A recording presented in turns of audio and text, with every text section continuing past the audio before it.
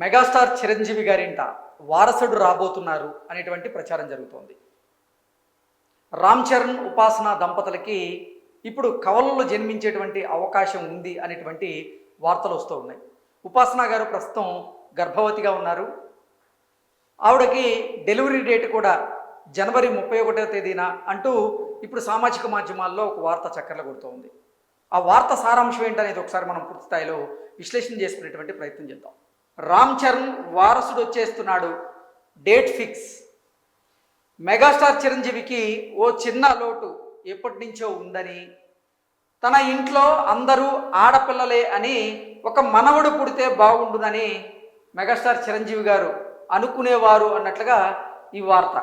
Megastar చిరంజీవికి ఓ చిన్న లోటు ఎప్పటి నుంచో ఉంది, తన ఇంట్లో అందరూ ఆడపిల్లలే అని ఒక మనవడు పుడితే బాగుండునని ఆయన అనుకునేవారని, రామ్ చరణ్ ఉపాసన దంపతులకి తొలత అమ్మాయి పుట్టిందని, అబ్బాయి కూడా పుడితే బాగుండని చిరంజీవి గారు అనుకున్నారని, ఆ కళ ఈసారి నెరవేరబోతుంది అన్నట్లుగా ఈ వార్త సారాంశం.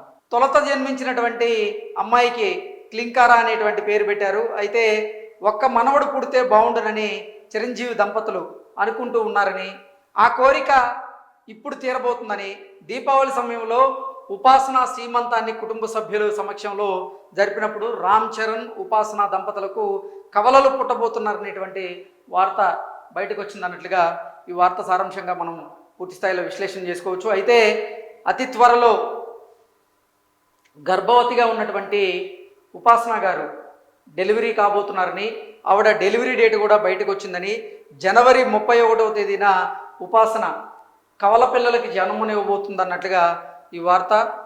ఇప్పుడు ఈ విషయం దీని మీద మరింత క్లారిటీ అయితే వచ్చింది. ఉపాసన ఈసారి జన్మనివ్వబోతుంది ఓ పాప బాబుకి అని తెలుస్తూ ఉంది. అంతేకాదు ప్రసవం తేదీ కూడా బయటకైతే వచ్చింది. జనవరి 31న ఉపాసన కవలలకు జన్మనివ్వబోతోంది అంటూ చిరంజీవి గారి సన్నిహితుల ద్వారా తెలిసినట్టుగా ఈ వార్త సారాంశం. ఇది మెగా ఫ్యాన్స్కి చాలా పెద్ద గుడ్ న్యూస్ కాబోతోంది.